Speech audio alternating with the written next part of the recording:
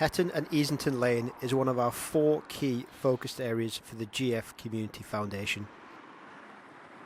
We want to work with community groups who are already working within the area. One community group already instrumental in this area is ELCAP, and this is how the GF Community Foundation will be supporting them.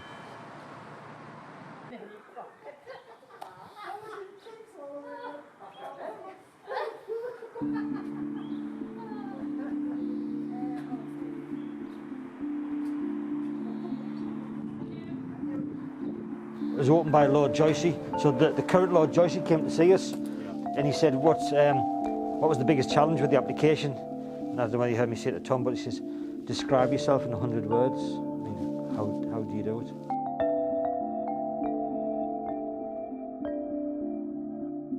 You can focus on the garden, you can focus on there, or down here, you can focus on what we do in the buildings, you can focus on the groups we've got, you can focus on transport. Then there's the shop, then there's what we call the electronic village hall, the computer room.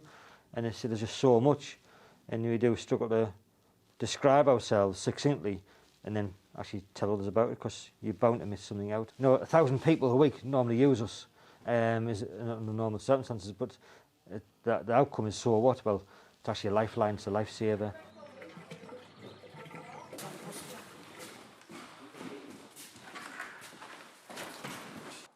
We mentioned volunteers. I mean, the lads are part-time drivers, but we do more volunteering than we do what we get paid for. Yeah. But that's our own choice, because you get passionate about what you do in the communities. So the lads, I don't ask the lads to do that or myself. It just becomes that you want to do, you want to help. Yeah. And obviously, if we were paying the money out, we would work and we would never survive. Yeah, so it's good that the lads want to do that as well. We have Catherine and Les who volunteer. Catherine works the benefit office in Washington. For her one day off on a Friday, she volunteers here, and she's just become besotted with a person. Absolutely, yeah.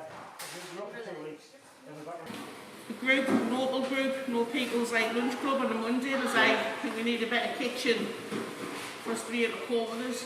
When COVID hit, we did about 500 Christmas meals, and now we do about 130 twice a week. Yeah. They get a dinner and they get a sweet. We're still all in touch with them. Liz, who's cooking down there, she brings everybody off the lunch club once a week. Unfortunately, we've lost a few. Some of them to COVID. What's the point of going back home to sit in the house all on her own? Yeah. She chose to not get any help as she died. Yeah. Some of the stuff that they were doing was really powerful, and it really captured the imagination of our staff.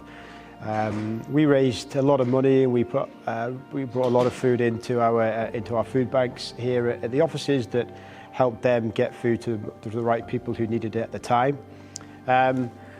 So obviously, after the success of that, we wanted to look at what we could do more. We knew everything that they were doing in the community was of huge significance and importance. So we thought about the challenges that they, as a small charity, may face. Legislation about the permits, and there's challenges in court about it, and you've got to make sure you're compliant. You know, we mentioned that we've got a map in now where we're supposed to operate within a 10-mile radius. That's called the close proximity to get the permit. Where if we put a pin here and draw around, we can get as far as Newcastle, we can get as far as you know, there's some parts of Durham and stuff like that. Okay. So there's all sorts has to be took to the court. It's not just as easy as saying we're just taking a bus out and you know, and operating any different, I'm sure, with legislation. It's nice, won't it? You know, I was just saying exactly the same thing with the last night.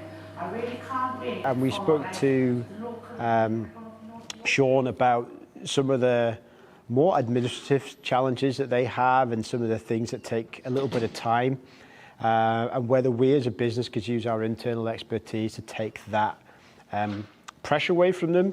So something that may take them a little bit longer, we could turn around maybe a little bit quicker, which would allow them to focus on what they do in the communities. And I'm only 21, so that's isn't it? How many hours that is? Deputy chairman, and deputy. It's that dedication for the volunteering that shines through.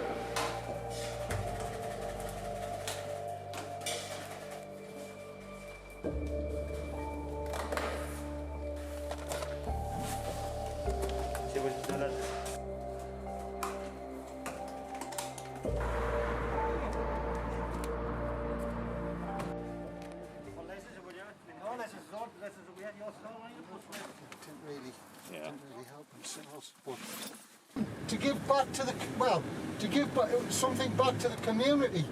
But people like ELCAP did a lot of work for me mum. My mum's been blind for over 50 years, and because people like ELCAP take me mum to dinner dances and shopping trips and stuff like that, it allowed us to have the life that we had as a family. You know, when I retired, a few hours from me, a few times a week, made such a difference to some old people. And I just felt, you know, it was a way of paying something back for what they'd done for us as a family. Cool. They are living and breathing everything that's happening in that area. They're the eyes and ears of everything happening on the ground, and they are instrumental to almost every success and every need that's happening in that community. So we wanted to do our a small bit for now in terms of this sort of administrative support, grow our relationship with them, and then in the future see how we can work with them further to have greater impact in the communities of Hetton and Easington Lane.